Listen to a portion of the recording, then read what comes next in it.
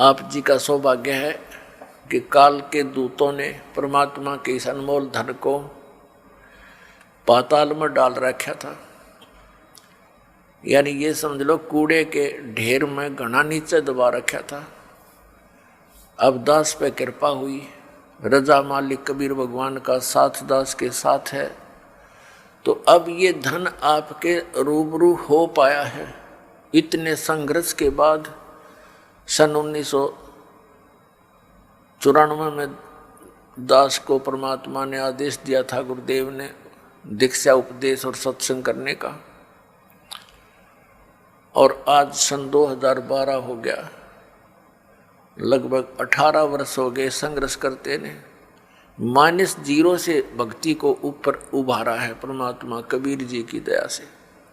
बिल्कुल नामो निशान नहीं था, ना भगवान का ना भक्ति का।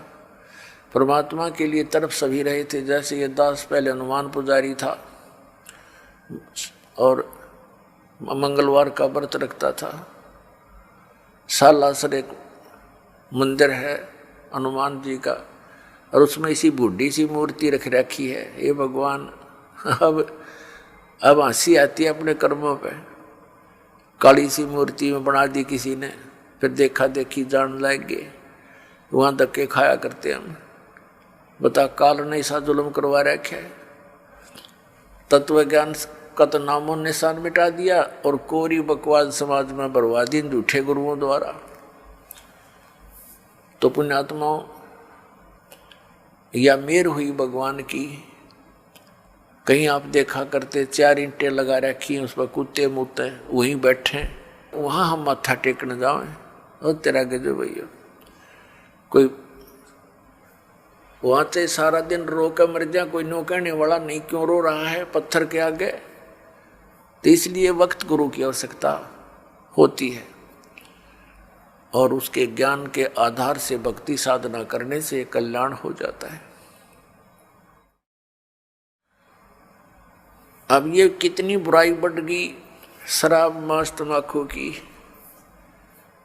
और इसको विकास मानते हैं हम कि बड़ी बड़ी कोठी हो, कार हो और गुटी सुटी लावें, और फिर विवाह के अंदर एक अलग से ड्रामा रच दे। पुण्यात्माओं, ये भक्ति मार्ग में नहीं चलेगा। ठीक है, संसार भक्ति नहीं करता, वो कुछ करो, वो तो इस विद्यालय के वो विद्यार्थी ही नहीं है। ये विद्यार्थियों के लिए लागू है कि ना बीड़ी पीवे, ना तम्बाकू प्रयोग करे किसी भी तरीके से, ना मांस खावे और ना शराब प्रयोग करे, और न ही ये ड्रामेबाजी करे, ना जन्मदिन मनाना, ना कोई ऐसे ब्याह के अंदर बकवाद करनी। सिंपल ब्याह करो बच्चों। अब भगत बन के देखो कितना आनंद आएगा। देखो लोग दिखावा ड्रामा कितना कर ले, इसका अंत नहीं। शुरुआत हमने देखी, किसी ने 1100 रुपये दान के दे दिए, सारा गांव में चर्चा हुआ करती। फिर 2100 दे दिए एक ने, वो फेल हो गया।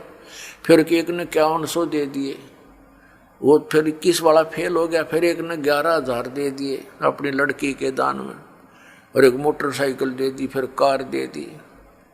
तो ये एक बकवाद है बेमतलब की। बच्चे को परमात्मा से जोड़ दिया जाए, परमात्मा का नाम लेकर, और ये राम नाम का दहेज बेटी ने दे दे, ये सदा साथ देगा। एक टाइम हमने कुछ दे भी दिया बच्चे को, क्या कितने दिन उससे वो गुजारा कर सकती है।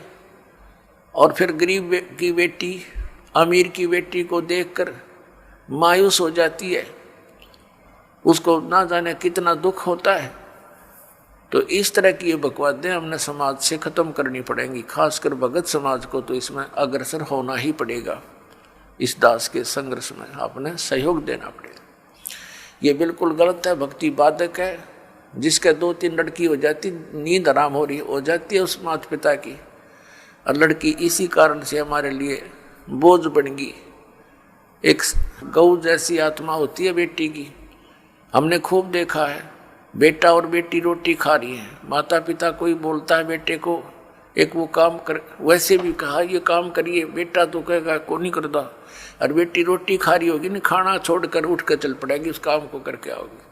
अब ये हमें बोझ क्यों बनाई? अपने ड्रामाबाजी से, अपनी बकवादों से, दहेज के कारण। तो इस प्रकार हमने इस हर तरह की जो बुराई हमारे समाज में घर कर गई, इसको भी आपने बहुत गहराई से सोच कर, एक मर्यादा मार के उद्देश्य से नहीं कि मैंने कह दिया आपने शुरू कर दिया, नहीं, ये नियम ना समझना, ये आवश्यकता समझना, इस भक्ति मार्ग में बाधक समझना, इन नियमों को तोड़ देना। तो इस प्रकार से हम भक्ति हमारी अधिक होएगी। फिर अपनात्मा हमने परमात्मा पाने के लिए जो भी कुछ आदेश होता है गुरु जी का, वो करना ही चाहिए, क्योंकि गुरुदेव को मालूम होता है, वो मास्टर होता है इस मार्ग का। और विद्यार्थी, और जैसे डॉक्टर के पास जाता है मरीज, तो सही डॉक्टर होगा तो वो काटे की बात करा करे और सही दवाई देगा, उसमें जो भी मर्यादा यानी परहेज बताए जा, तो उस रोगी को आजीवन करने पड़ते हैं, तभी वो सफल होता है, रोग नाश होता है। तो हमारे जन्म मृत्यु का दीर्घ रोग लगा हुआ है, इसका नाश इस दास के बताए मार्ग से होगा। दास वही मार्ग बता रहा है जो परमात्मा ने स्वयं आकर के बताया था। ये गॉड गिवन है, ये किसी की लोक वेद नहीं है, किसी आम व्यक्ति का बताया हुआ ज्ञान नहीं। और यही प्रमाण हमारे सदग्रंथों में है, जिन सदग्रंथों को हम सिरोधार्य मानते रहे। तो फिर भक्ति में देर नहीं लगेगी, आपको विश्वास होने में देरी हो रही है, और कि ये दास जो भक्ति बता रहा है वो सही है, श्रेष्ठ है, शास्त्र अनुकूल है। ये प्रमाण करने के लिए कि ये भक्ति सही है, और परमेश्वर परम पूज्य कबीर जी हैं जो जुल्हा रूप में, धानक रूप में बनारस में आए थे, ये प्रमाणित करने के लिए ये ढेर सारे आपको प्रमाण दिखाने पड़ते हैं। और कुछ दिनों के बाद फिर ये आवश्यकता नहीं पड़ेगी इन प्रमाणों की, क्योंकि आप एक दूसरे को बताओगे कि ऐसा है, फिर ये एकदम सबको स्वीकार्य हो जाएगा।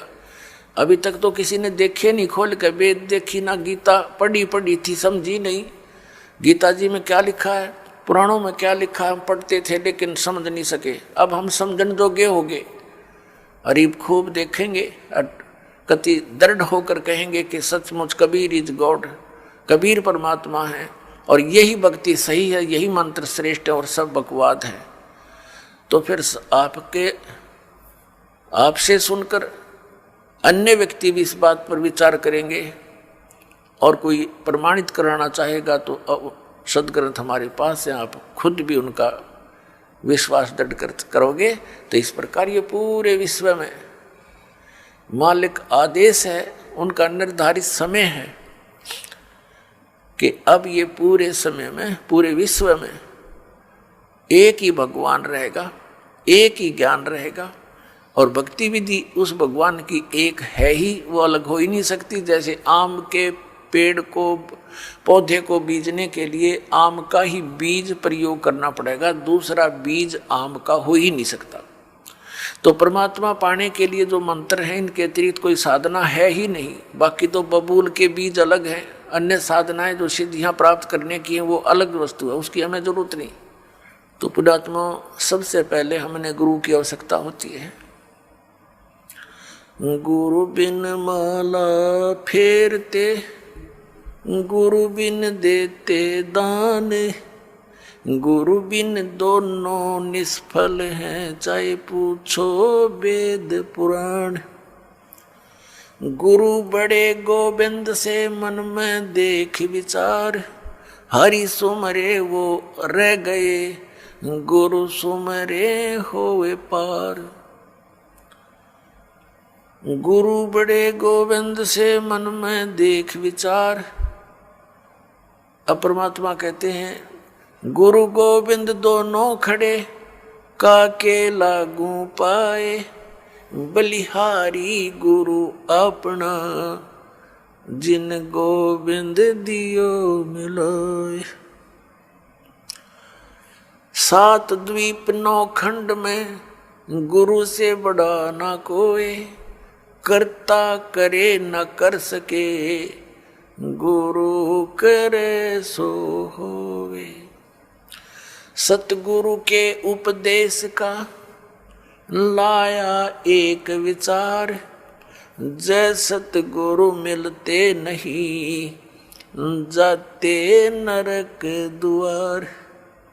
नरक द्वार में दूत सब करते खेचा तान, उनसे कभू ना छूटते फिर फिरते चारों खानी। चार खानी में भरमते कबहू न लगते पार, सो फेरा सब मिट गया मेरे सतगुरु के उपकार।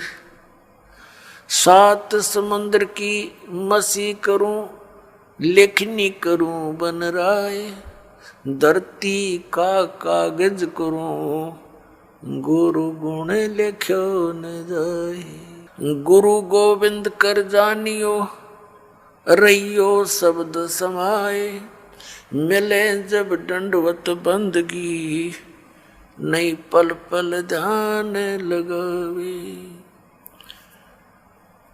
गुरु मानुष कर जानते ते नर कहिए अंध, ओवे दुखी संसार में आग काल के फंदे। गुरु को मानुष जो गिने और करे चरणामृत को पान, ते नर नरक में जाएंगे युग युग होवे समान। पुण्यात्माओं, परमात्मा ने गुरु जी के ऊपर गुरु की महिमा का, गुरु के महत्व को कितनी गहरे शब्दों में समझाने की चेष्टा की है।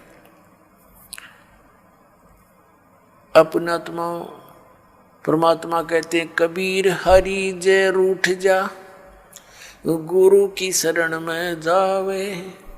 कहें कबीर गुरु रूठ गए तो हर ना करे सहाय। अब क्या बताते हैं कि सतगुरु के उपदेश का लाया एक विचार, जय सतगुरु मिलते नहीं हम जाते नरक द्वार। पुण्यात्माओं, आपने महावीर जैन जी का इतिहास बहुत बार देखा है, दास ने दिखाया है। वो पुण्यात्मा भक्ति के लिए घर भी त्याग दिया, अपने दादाजी से उपदेश लिया, ऋषभ देव जी से, वो मारीची जी ने, और वही आत्मा आगे चल के महावीर जैन हुआ। महावीर जैन के रूप में जन्मने से पहले उस आत्मा ने 80 लाख बार तो देव पद प्राप्त किया, देवता बना, और बाकी 60 करोड़ बार गधे की योनि, 30 करोड़ बार कुत्ता, 20 करोड़ बार बिल्ली, 10 पता नहीं कितनी बार हाथी, नपुंसक, शिकारी रहा। तो जब तक सतगुरु नहीं मिलते ये प्राणी साधना करता करता भी दुखी रहता है। तो इसलिए परमात्मा बताते हैं सतगुरु के उपदेश का। पृथ्वी पर सतगुरु एक ही होता है, एक समय में, अनेक नहीं होते। जैसे परमात्मा स्वयं आए थे कबीर जी, वो अकेले ही, पर वो तो परमात्मा भी थे और सतगुरु भी थे, वो तो सर्वे सवा थे। और उस समय 64 लाख शिष्य थे मालिक के। पुण्यात्माओं, विचार करने की बातें हैं, क्योंकि हम लाल की महिमा से परिचित नहीं थे। लाल की को सुनते अवश्य थे कि वो बहुमूल्य होता है, लेकिन पहचान नहीं थी। हम भगवान को सर्व सुखदायी, सब संकटों से निवारण करने वाला मानते हैं, इसलिए ही उसकी खोज में हम जगह जगह भटक रहे थे। लेकिन हमने उस लाल की हमें पहचान नहीं हुई। उन स्वार्थी लोगों ने कौड़ी को हमें लाल बताकर हमारे को दे दिया। हम उन कौड़ियों को लाल समझकर गठड़ी बांधे फिरे थे। अब दास को पता चला, परख हुई लाल और लालड़ी को परख करने की बुद्धि दी भगवान ने, और वही दास ने आपके साथ कर दी। आपको भी लाल परखने योग्य ज्ञान दे दिया। तो पहले हम साधना ठीक ना करके कितने कष्ट उठाए, उस परमात्मा ने आकर ही हमें ये ज्ञान दिया, अपनी पहचान आप ही बताई। तो क्या बताते हैं कि भक्ति करते करते भी उस महापुरुष की कितनी दुर्गति हुई, क्योंकि उनको सतगुरु नहीं मिला। 600 वर्ष पहले परमात्मा स्वयं आए थे, 64 लाख शेष हुए उनके, और अकेले सतगुरु थे, अकेले नाम देते थे। और पुण्यात्मा उस समय ना कोई मीडिया था, ना कोई पुस्तक का लेखन करके कहीं भेजा जा सकता था। आदरणीय धर्मदास साहिब जी ने कबीर साहब की वाणी लिपिबद्ध करके रख ली थी, लेकिन उसको बार बार इतनी को हाथ से लिखने में तो 10 साल फिर लग जाए उसको। तो ऐसे जैसे आजकल परमात्मा ने दया बख्शी है, अक्षर ज्ञान दिया, पेपर दे दिया, इस पर पुस्तक परमात्मा की महिमा लिखकर हमने आपको भेज दी, पुस्तकें बना बना कर। फिर ये इलेक्ट्रॉनिक सिस्टम परमात्मा ने दिया, सीडी का ये बना के दे दी, चिप चल पड़ी परमात्मा की दी हुई है। ये गॉड गिवन इंस्ट्रूमेंट है, ये मनुष्य के सत्र के बनाए हुए नहीं है, ये भूल जाना आप। ये मनुष्य 4 युगों में यही था, एक रेडू के अंदर और 6 खच्चर जोड़ कर रथ बना के घसीटे अंडा करते, अरीबीसी कार बना ली, हवाई जहाज बना दी, और ये इंटरनेट बनवा दिए। ये परमात्मा के दिए हुए हैं, और इस काल ने इनका दुरुपयोग शुरू करवा दिया। इसमें फिल्म देखें, नाचे कूदे, समाज दूना बिगड़ गया। लेकिन अब शुद्ध रहेगा। यहाँ पर कोई भी पदार्थ है, उसके गुण अवगुण दोनों चले, लेकिन हम अवगुणों को त्याग कर गुणों को ग्रहण करेंगे, हमें ज्ञान हो जाएगा। तो कहने का भाव यह कि 64 लाख शेष होना उस समय एक धानक के, जुल्हाए के, ये कोई बालकों का खेल नहीं है, जिसको हम एक शूद्र कहते थे, एक कवि तक करके कवि कह के सीमित कर दिया था, फाइनल को क्लोज कर दी थी उनकी फाइल को।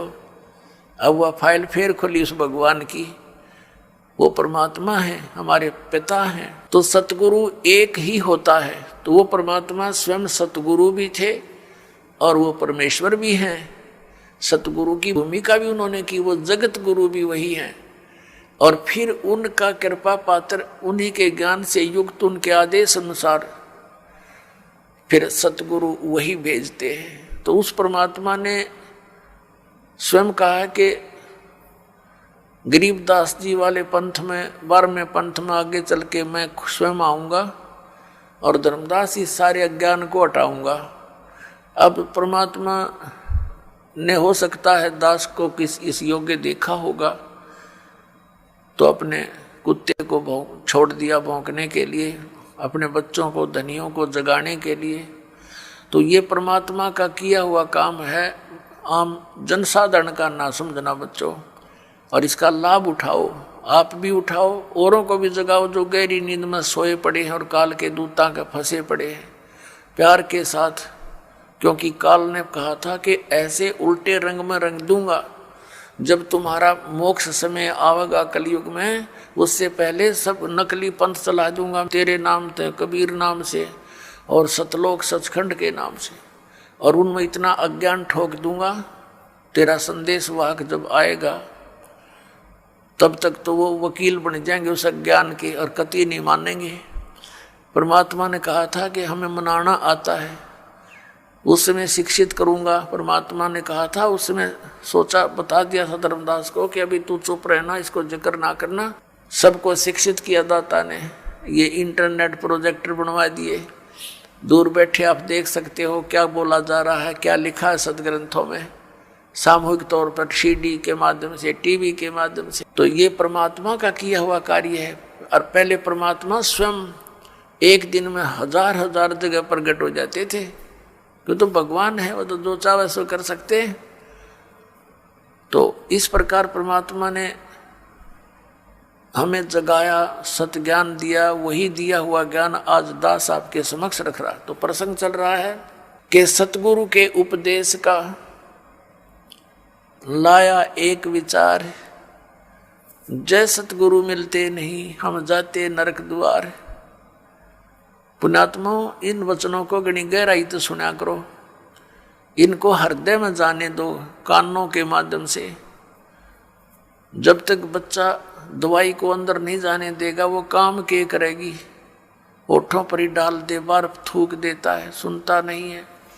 तो इनको बहुत गहराई से सत्संग के समय तो आप एकाग्रचित हो जाया करो और परमात्मा के इन वचनों पर गहराई से सोचा करो। अब क्या बताया भगवान ने कि जय सतगुरु मिलते नहीं जाते नरक द्वार। सतगुरु के उपदेश का लाया एक विचार, और जय सतगुरु मिलते नहीं हम जाते नरक द्वार। नरक द्वार में दूत सब फिर करते खेचा तान, उनसे कबू ना छूटते फिर फरते चारों खान। पुण्यात्मा, जब ये भक्तिहीन प्राणी यहाँ से जाता है, यम के दूत इसको पकड़ कर ले जाते हैं, धर्मराज के सामने खड़ा कर दिया जाता है, न्यायाधीश के सामने। वहाँ ये नहीं कह सकता कि मैंने ऐसा नहीं किया, मैंने ऐसा नहीं किया। वहाँ झूठ नहीं चलेगी, वहाँ तो आपकी फिल्म स्टार्ट हो जाएगी, सीडी ऑन हो जाएगी आपके समक्ष सामने। क्योंकि जो कर्म हम करते हैं, सोचते भी हैं, उसकी भी एक फोटोकॉपी भगवान के दरबार में जाती है और वहाँ जाते ही उसको ऑन कर दिया जाता है। अब जैसे आप जी भक्तों को, भाई बहनों को कहते हो, रिश्तेदारों को या कोई मित्र पड़ोस पड़ोस में मिल जाते हैं, उनको भी समझाते हो भक्ति कर लो, परमात्मा का नाम ले लो। तो अब तो उनके पास समय नहीं है क्योंकि उनको ज्ञान नहीं है। फिर वो जब वहां दरबार में खड़ा होगा तो ये एक पली लगाता है भगवान के आगे, एक बहाना खोजता है कि परमात्मा मुझे पता नहीं चला, हमने तो इतना ज्ञान हुआ था, अपना काम करो, बच्चों का पालन पोषण करो। तो उसमें परमात्मा वो सीडी चला देगा, कोई भक्त उससे कह रहा होगा कि चलो चलेंगे सत्संग में, और वो बकवाद कर रहा होगा, मना कर रहा होगा, सौ बहाने मिला रहा होगा। फिर परमात्मा कहेगा, देख इस भक्त ने, इस बहन ने, इस बेटी ने तेरे से क्या कहा था, और तू झूठ बोलता है कि मेरे को पता नहीं चला। तब ये क्या कहता है भगवान, गलती होगी क्षमा कर दो। परमात्मा कहता है भाई गलती का मानने का कोई फायदा को नहीं, अब तो नरक में जाना ही पड़ेगा। और फिर कभी तुझे मानव शरीर मिले तो फिर ट्राई करना। तो पुण्यात्माओं, ये धर्मराज के दरबार में जो प्राणी जाता है उसके बाद इसको नरक में डाला जाता है, और वहाँ तो लाखों की संख्या में, हजारों की संख्या में पशुओं की तरह चारों तरफ से यम के दूत, जो समझ लो हाथों में भाले, क्योंकि वो शरीर ऐसा है उसमें पीड़ा घनी होती है और उसमें मरता नहीं प्राणी, पीड़ा ज़्यादा होती है। तो उसमें सीधे भाले ठोके, आँखों में मारेंगे न सीधे, और ऐसे जैसा भी हाथ में आओ उतना लठ मारते हैं और उनको ज़बरदस्ती नरक में ठोक देते हैं, धक्के मार मार के। वो उल्टे बाजू उनके लठ मारे और जैसे पशु को फाटक में रोकते हैं, ऐसा ठोक दिया जाता है। तो यहाँ क्या बताते हैं पुण्यात्मा, हम भक्ति से घने दूर हो गए, अध्यात्म ज्ञान आसपास भी नहीं रहा, हमें डर नहीं रहा इन बातों का। इन बातों को हम ऊट पटांग से मानते हैं, इन अज्ञानियों के ज्ञानों को सुन कर अज्ञान को, कि भगवान कहीं, नरक कहीं नहीं है, यही स्वर्ग है, यही नरक है। अरे इतने बड़े बड़े ग्रंथ लिखे हैं, महापुरुषों ने आँखों देख कर बताए हैं, उनको हम अपनी सोच से झूठा कैसे कर देंगे? करेंगे तो करे रहेंगे, लेकिन सच्चाई हमारे कहने से मिट नहीं सकती। तो परमात्मा बताते हैं कि नरक द्वार में जब नरक में ठोके जाओगे, दूत सब और करते खेचा तान, दे डंडा दे लठे और अंदर ठोक देते हैं। नरक द्वार में दूत सब करते खेचा तान और उनसे कभी ना छूटता, फिर फिरता चारों खान। वहां नरक में दुख उठा करके फिर इन 4 खानियों में 84 लाख प्रकार के इन पशु पक्षियों और सब जीवों की जो ये प्राणियों के जो शरीरों में कष्ट उठाना पड़ता है। अब परमात्मा बताते हैं नरक द्वार में दूत सब करते खेचा तान, उनसे कबू ना छूटता फिर फिरता चारों खान। 4 खानी में भरमता और कबू ना लगता पार, सो फेरा सब मिट गया मेरे सतगुरु के उपकार। अब सतगुरु के उपकार, जैसे गरीबदास जी ने कहा है कि जा सतगुरु की मैं बलिहारी, जो जमन मरण मिटाही, जो जन्म और मृत्यु के इस दीर्घ रोग का नाश कर दे। कहते मैं उस सतगुरु पर बलिहारी हूं। तो जन्म मरण का रोग का नाश कबीर परमेश्वर ही कर सकता है।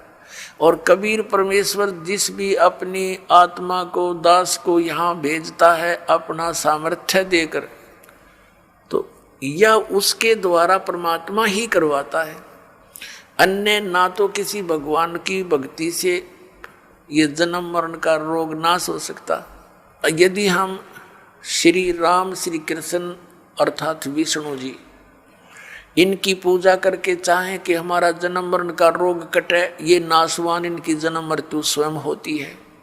ऐसे ही शंकर जी की जन्म मृत्यु होती है, ब्रह्मा जी की जन्म मृत्यु होती है। इनका पिता है सरपुरुष जिसको काल रूपी ब्रह्म भी कहते हैं।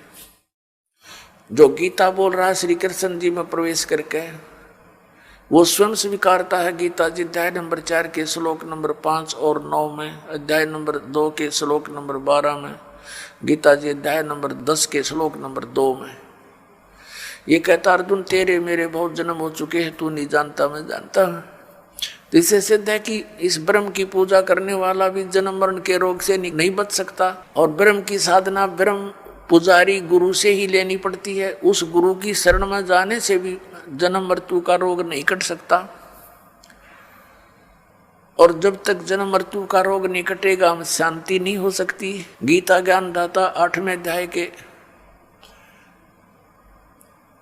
3 श्लोक में कहता कि अर्जुन वो परम अक्षर ब्रह्म है। अर्जुन ने 8वें अध्याय के प्रथम मंत्र में पूछा कि हे भगवान, आपने जो 7वें अध्याय के गीता जी के 29वें श्लोक में जिस तत्ब्रह्म के विषय में कहा है कि उसको जान करके प्राणी फिर केवल यहाँ से जन्म मृत्यु के रोग से छूटने का ही प्रयत्न करता है, जरा माने बुढ़ापा, वृद्धावस्था के कष्ट और मरण माने मृत्यु से ही बचने का छुटकारे की कोशिश करता है, वही संसार की किसी वस्तु में इच्छा नहीं रखता। तो 8वें अध्याय के प्रथम श्लोक में पूछा कि किम तत्परम, गीता ज्ञानदाता ने 8वें अध्याय के 3 श्लोक में कहा कि परम अक्षर ब्रह्म है। फिर 8वें अध्याय के 5 और 7 श्लोक में तो अपने बारे में कह रहा है गीता ज्ञानदाता कि अर्जुन तो मुझ में मन वाला हो, मेरे पर आश्रित हो जा, मेरी भक्ति कर और युद्ध भी कर तो मुझे ही प्राप्त होगा। तो इसने अपनी भक्ति करने वाले को कहा है लेकिन मुझे प्राप्त होगा। शांति नहीं हो सकती, युद्ध तो करना पड़ेगा।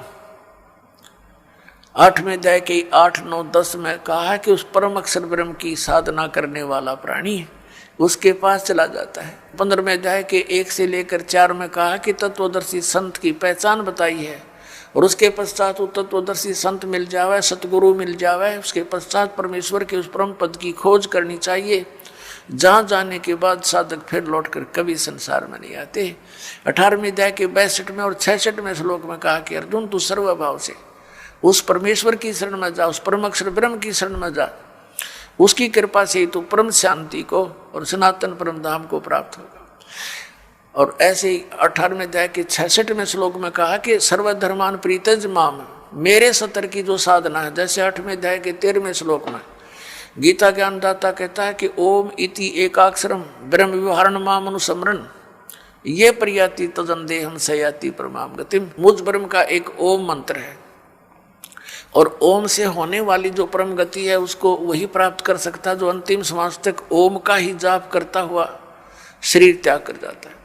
तो उससे कौन सी गति होती है? ब्रह्मलोक प्राप्ति होती है, क्योंकि ब्रह्म का मंत्र ओम है। 8वें अध्याय के 16वें श्लोक में गीता जी में कहा कि अर्जुन ये ब्रह्मलोक पर्यंत सब पुनरावर्ती में है। वहां गए हुए प्राणी भी फिर जन्म मरण के चक्कर में रहते हैं। और उस परम अक्षर ब्रह्म की भक्ति के लिए 17वें अध्याय के 23वें श्लोक में गीता जी में कहा कि ओम तत्सत इति निर्देश ब्रह्मण त्रिवेद समर्थ है। ब्राह्मणा तेन वेदा च यगा विहिता पुरा।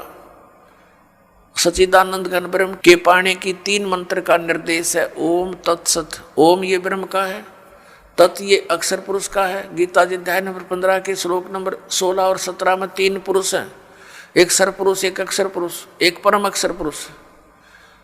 जो परम अक्षर पुरुष है वो सबसे श्रेष्ठ है और वही वास्तव में विनाशी है।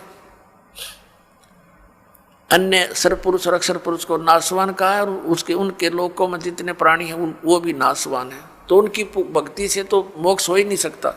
अब श्रीमद् भगवद गीता अध्याय नंबर 17 के श्लोक नंबर 23 में ओम तो ब्रह्म का जाप सर पुरुष का और तत् ये सांकेतिक है, ये अक्षर पुरुष का, और जो सत शब्द है वो भी सांकेतिक है। इसको सार नाम भी कहते हैं, इसको आदि नाम भी कहते हैं। वो है परम अक्षर ब्रह्म का। तो इन तीनों मंत्रों की मजदूरी से, इन तीनों मंत्रों की साधना से हम भगवान प्राप्त कर सकते हैं, उस मोक्ष सफल प्राप्त कर सकते हैं, वो सुख प्राप्त कर सकते हैं जिसके विषय में वर्णन किया गया है। अब जैसे हम हैंडपंप लगाते हैं तो हैंडपंप में हम बोकी मारते हैं, तो ये बोकी और हैंडपंप ये हमारा उपास्य नहीं है, लेकिन इस तरीके के बिना वो उपास्य वस्तु नहीं मिल सकती है, वांछित वस्तु नहीं मिल सकती, जल नहीं मिल सकता। तो ये पूजा नहीं कर रहे हम तो वो साधन अपनाया है जिससे वो जल मिल जाए। तो ये जो मंत्र हैं ओमकार, ये दूसरे 2 सांकेतिक हैं, ये कोई हम पूजा नहीं कर रहे, हम उस अपनी वांछित वस्तु को पाने के लिए साधन अपनाए हैं, ये साधनाएं हैं। तो ये साधना है उस परम अक्षर ब्रह्म के पाने की। जैसे सतनाम का 2 अक्षर का मंत्र है, एक ओम एक तत्। जैसे आदरणीय नानक साहिब जी की जन्म साखी के अंदर समुद्र की साखी में ये प्रमाण है उन 2 अक्षर के मंत्र का। दास अभी बोल के नहीं बताएगा। तो इन दोनों मंत्रों का जाप किया जाता है श्वास उश्वास से। जैसे हमने जल निकालना है जल, तो उसके लिए हैंडपंप लगाएंगे, तो पहले बोकी मारेंगे, मिट्टी बाहर फेंकेंगे, बोकी मारेंगे, फिर बाहर निकालेंगे और पाइप नीचे छोड़ देंगे। यूँ काम है समझो सतनाम का। 2 अक्षर की बोकी चलेगी श्वास उश्वास से।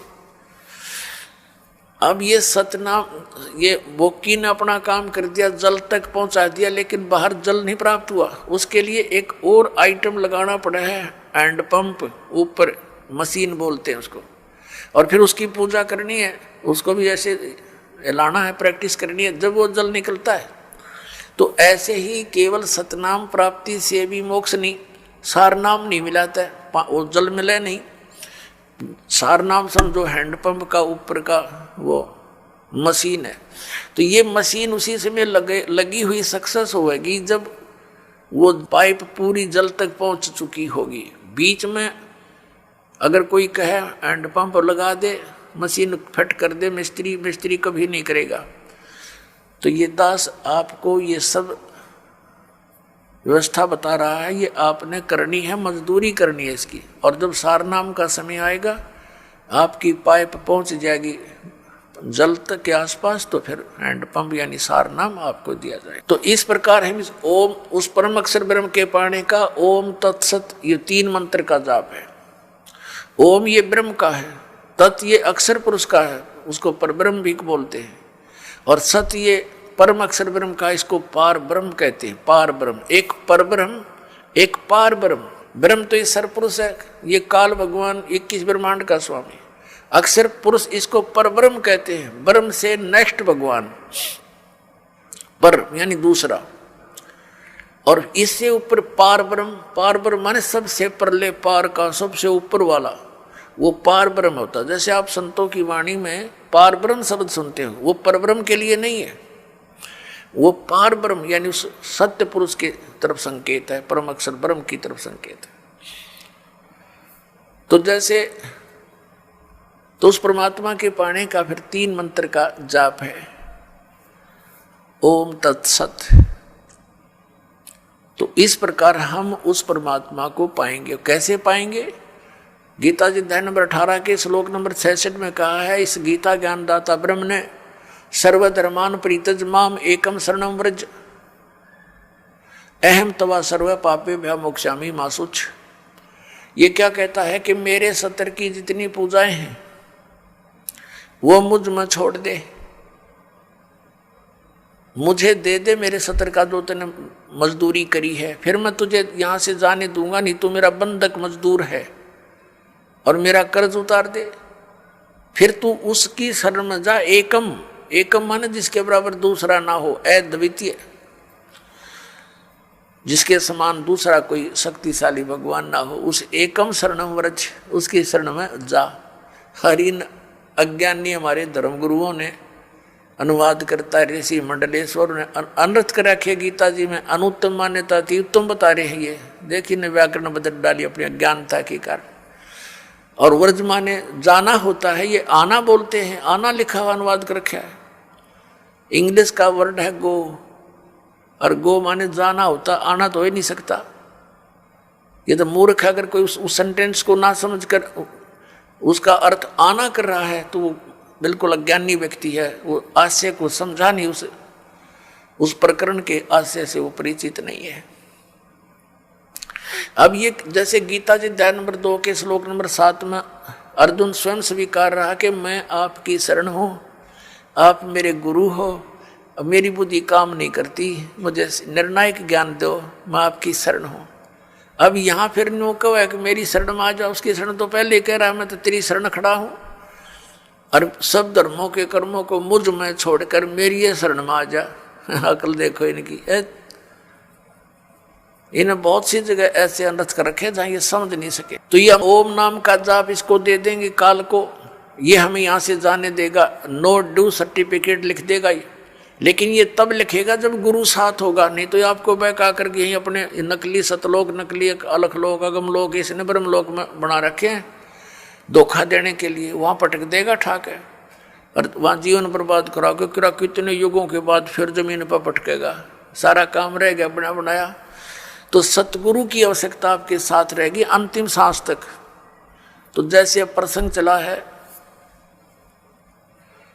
कि हम ओम नाम का जाप इसको दे देंगे, और फिर हमने 7 संग ब्रह्मंडों को पार करके जाना है इस अक्षर पुरुष के परब्रह्म के 7 संग ब्रह्मंडों को, उसके लोक से जाने का किराया देना है इसका। वो तत्व मंत्र जो आपको देते हैं वो उसके किराया देना है, उस वहां से फिर वो जाने के लिए हमें ये समझ लो टोल टैक्स समझ लो ये उसका अक्षर पुरुष के लोकों से पार होने का। और तीसरा जो मंत्र है वो सतलोक में स्थायी स्थान प्रदान कराओगा, जो आदि नाम है, सार नाम है। तो पुण्यात्मा गीता जी अध्याय नंबर 8 के श्लोक नंबर 8, 9, 10 में गीता ज्ञानदाता कहता है कि उस परम अक्षर ब्रह्म की साधना करेगा तो उसको प्राप्त होगा। उसकी साधना का मंत्र ये बताई दिया, ओम तत्सत नथिंग एल्स इति निर्देश है, बस यही निर्देश है। निर्देश का mean final direction, nothing else. और गीता जी में ना हरे राम हरे कृष्ण, ओम नमः शिवाय, ओम भगवते वासुदेव नमः, ये इस तरह की कोई मंत्र नहीं है। और जो श्रीमद् भगवत गीता में वे ऑफ वर्शिप नहीं है, पूजा का मार्ग नहीं है, उसको जो करता है तो वो शास्त्र विधि को त्याग कर मनमाना आचरण कर रहा है। अब प्रसंग आता पुण्यात्माओं, जो शास्त्र विधि को त्याग कर मनमाना आचरण करते हैं उनको न तो सुख हो न उनकी गति हो, बताओ, और न ही उनकी कोई कार्य सिद्धि हो। तो फिर इसीलिए तो हम भक्ति करते हैं, और वो तीनों व्यर्थ, तो साधना के करने का कोई लाभ नहीं। इसी कारण से हम नास्तिकता की तरफ चल पड़े। भगवान को खोजते खोजते हम हार थक चुके हैं। अंत में हमने घुटी सूटी का सहारा ले लिया, चोरी ठगी करके हम सेठ साहूकार बनने की चेष्टा कर रहे हैं। वो दूने दुख उठा लेते हैं, पाप इकट्ठे कर लेते हैं। तो इस प्रकार इस ज्ञान से हमें ये विष दिखाई देगा, परमात्मा कहते हैं जैसा दर्द आपना हो ऐसा जान बराने। पुण्यात्मा हो, आप किसी ऑफिस में जाते हैं, दयाहीन प्राणी हो गए, उनको दर्द नहीं दिखाई देता कि कहाँ से आया है ये व्यक्ति, भूखा प्यासा है, उनको केवल अपना बकवाद उद्देश्य उनका उल्लू सीधा हो जाता है, तो वो आपका कार्य करेंगे ना, तो कति नहीं करें। चौड़नी चाहिए उन्हें पहले। अब दास जब नौकरी लगा 1977 में, तो उसमें कोई एक आध अधिकारी के ऊपर उंगली टिका करती कि वो भ्रष्ट है, बाकी सब ठीक थे। अब एक आध अधिकारी कर्मचारी रह रहा, उस पर उंगली टेके यूँ ठीक है, बाकी सब एक जैसे हो गए। तो यह क्यों बिजली गिर गई? अज्ञान से। पहले डरते थे भगवान से, भगवान का भय निकल गया और विष खाने लग गए, हाहाकार मच गई। एक शहर में देख लो डॉक्टर है भगवान, दुनिया भर के वैद्य डॉक्टरों की दुकान खुल गई। मेडिकल में जाकर देख लो, किसी में खचाखच भरे पड़े हैं, उधर पाप इकट्ठे करें, वहाँ भोगे पड़े पड़े। यही परमात्मा कहते हैं जीवित जग में जूती पड़े फिर जम तोड़े छाती। हाँ, जीवित यहाँ पर माटी होगी, राग यम के दूध गढ़ेंगे, वो नारी दुख तुम्हारे ऊपर। तो इस विष ने कौन खाओगा जब ज्ञान हो जाएगा? तो ये कारण क्यों हो गया? क्योंकि हम भगवान के विधान से अपरिचित होकर पाप कर रहे हैं। अब छोटे छोटे बच्चों को दास देखता है, बड़ी खुशी होती है। वो कहता जी मैंने ऐसे बेड़ी उठा कर दे दी गलती से, रोता है मेरा नाम खंड हो गया। तो पुण्यात्मा, ये समाज तैयार होगा क्या? ये बच्चे बुराई करेंगे आगे चल के? ये ऐसा सोच समाज तैयार हो जाएगा, इनको देख देख और आदमी भी दूसरे भी इनका अनुसरण करेंगे। छोटे छोटे बालक ऐसे नेक नीति से रह रहे हैं। एक छोटा सा बच्चा, उसको 100 का नोट मिल गया, गली में पड़ा था, आते उसने अपनी माँ को दिया कि वहाँ पड़ा था। उसकी माँ ने कहा नहीं बेटा, इसको हम नहीं प्रयोग करेंगे, इसको उठा के यहाँ दान पात्र में डाल दिया। तो और नहीं तो पहले तो जब ज्ञान ना होता, माँ सबसे पहले जेब में डाले। पहले तो बच्चा है ना घर लेकर आवा करा, पता नहीं कहाँ उड़ा, उसकी टॉफी खावे, रोरन खवावे फिर। तो इस प्रकार परमात्मा के इस ज्ञान से ऐसे रंगे जाओगे आप, सपने में भी नहीं गलती कर सकते। और माया की आवश्यकता होगी तो भगवान दूर नहीं, ये सत्कर मान लेना। भगवान को किस लिए खोजते थे? हमें किस चीज़ की डिमांड हो, आगे धर देगा ठाका, आप कह सत्कर मान लेना। भगवान इसी को कहते हैं, ये कोई बालकों का खेल नहीं है।